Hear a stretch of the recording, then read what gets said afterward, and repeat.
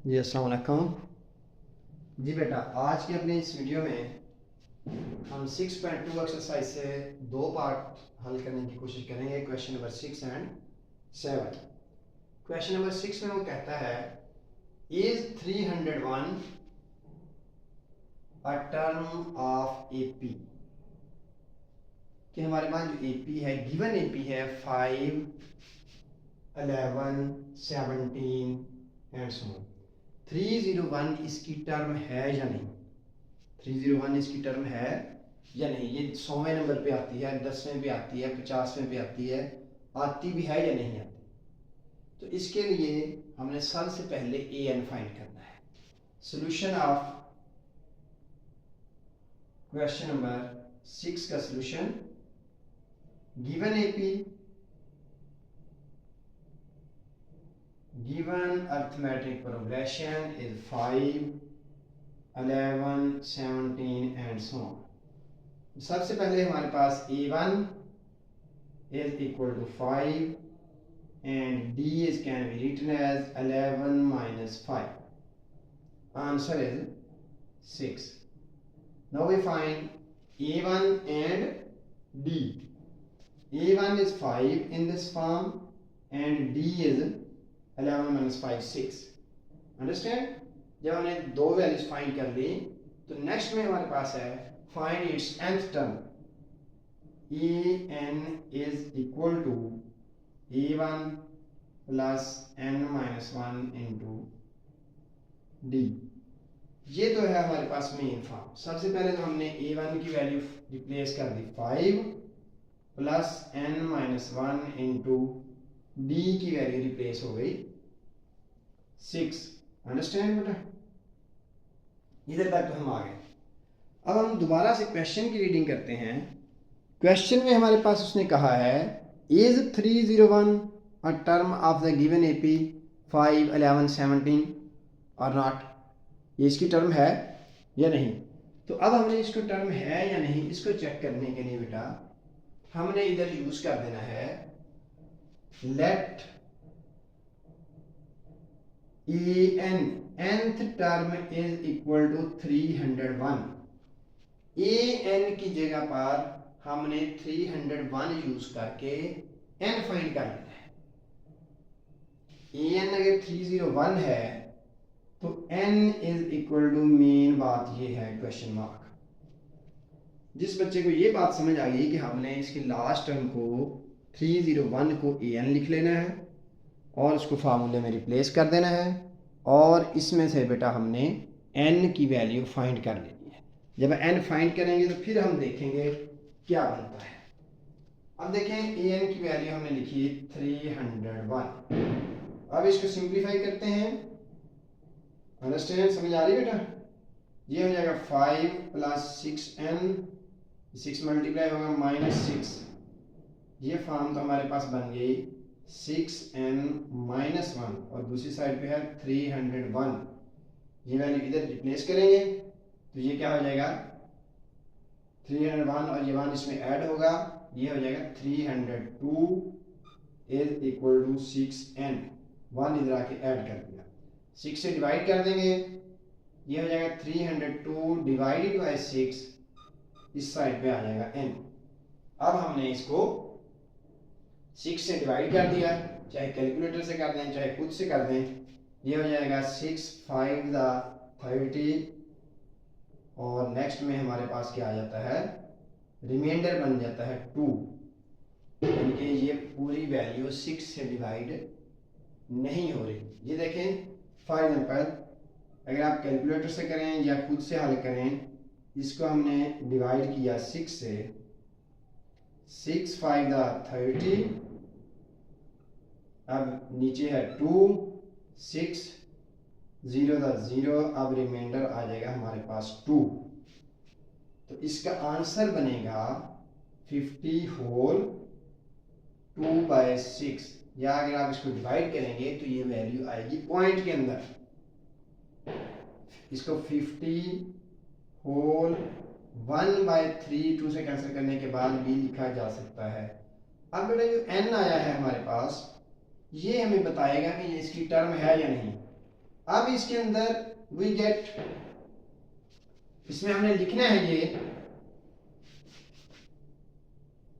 We get n is equal to 50 whole 1/3, 50 whole 1/3 लिख दें या 50 whole 2/6 लिख दें, ये हमारे पास आंसर है। या इसको आप पॉइंट में लिख सकते हैं, 50.3333 आ जाएगा ये।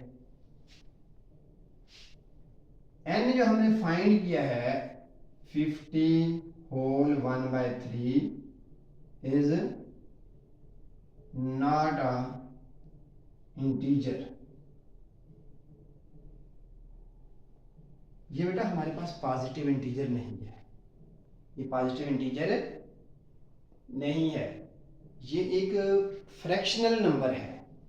तो टर्म नंबर कभी भी फ्रैक्शन में नहीं होती, टर्म नंबर हमेशा किसमें होती है? टर्म नंबर हमेशा टर्म 1, टर्म 2, टर्म 3, टर्म 4, ये हमारे पास एग्जांपल होती है कि टर्म का नंबर हमेशा पॉजिटिव इंटीजर होगा। तो ये पॉजिटिव तो है लेकिन ये इंटीजर नहीं है। इससे हमें क्या हासिल हुआ? इससे हमें बेटा ये मिला कि हमारे पास जो 301 है वो इस एपी की टर्म नहीं है। 301 गिवन एपी की टर्म नहीं है। This implies 301 is not a term of given arithmetic progression। उसका मतलब क्या है? टर्म ना होने का मतलब ये है 5, 11, 17 इसमें डिफरेंस 6 ऐड करते जाएं तो आगे कोई और टर्म तो आ जाएगी। 6 ऐड करते करते 301 नहीं आएगा। 301 इसमें जैसे 17 में 6 ऐड करेंगे तो हमारे पास नंबर बन जाएगा 23। लेकिन इसमें बढ़ते बढ़ते हम आगे 50 से आगे 15 नंबर से आगे भी जाएंगे तो हमारे पास पॉइंट में नंबर नहीं आएगा। इसका मतलब क्या? 301 इसकी कोई टर्म पॉसिबल नहीं है। अंडरस्टैंड? इस क्वेश्चन में 301 is not a term of the given AP. अब नेक्स्ट में हम चलते हैं क्वेश्चन नंबर 7 की तरफ। अब क्वेश्चन नंबर 7 एक टिपिकल सा क्वेश्चन है। If 2x, x plus 8, 3x plus 1 are in AP then find the value of x। जब भी उसने कहा कि 3 टर्में या 3 से ज़्यादा टर्म्स AP के अंदर हैं, जब टर्म्स AP के अंदर हैं तो उसमें बेटा कॉमन डिफरेंस सेम होगा। जब उसमें कॉमन डिफरेंस सेम होगा तो हमारे पास वैल्यू फाइंड हो सकती है। अब इसमें कॉमन डिफरेंस के लिए सॉल्यूशन ऑफ क्वेश्चन नंबर 7 में जो हमने लिखना है सॉल्यूशन, वो हमारे पास क्या बनता है? गिवन ये है 2x, x plus 8 and 3x plus 1 in AP। इस AP के अंदर क्या होगा?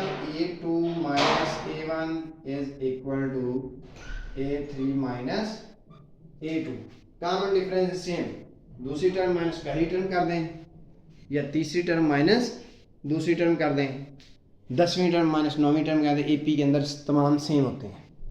अब इस AP के अंदर हमने इसका सॉल्यूशन निकालना है तो सबसे पहले हमने क्या फाइंड कर दिया? तो हमने इसमें A1, A2, A3 की टर्म्स रिप्लेस कर देनी है। जब हमने इसकी टर्म्स रिप्लेस करेंगे तो ये हमारे पास बेटा आ जाएगा A2 की टर्म क्या है? Term number 2। A1 क्या है? Term number 1। A2 की जगह भी रिप्लेस हो जाएगा x plus 8 माइनस A1 है 2x। Is equal to A3 की वैल्यू है हमारे पास 3x प्लस 1 माइनस A2 की वैल्यू आ जाएगी x प्लस 8 पैरेंथेसिस के अंदर। अंडरस्टैंड? अब हमने इसको सिंप्लीफाई किया तो ये तो बन गया 8 माइनस x और माइनस को x को इकट्ठा कर दिया और इधर बन जाएगा 3x plus 1 minus x minus 8। Next में हो जाएगा 8 minus x is equal to ये x इकट्ठा करेंगे तो ये हो जाएगा 2x और ये प्लस 1 और माइनस 8 माइनस 7। नेक्स्ट में हमने लिखा तो x 8 माइनस 7 इधर हुआ तो ये प्लस 7 हो जाएगा, ये हो जाएगा 2x plus x। Understand? Okay, ये हमारे पास बन जाएगा बेटा 2 प्लस 1 3x और इधर है हमारे पास 15। 3 से डिवाइड किया तो x का आंसर हमारे पास क्या आ जाएगा 5। अंडरस्टैंड? इस तरह से हमने आज की इस वीडियो के अंदर 2 क्वेश्चन सॉल्व किए हैं, question number 6 and question number 7। Understand? Channel को लाइक करें और पढ़ते रहें, मेहनत करते रहें और अल्लाह के हवाले।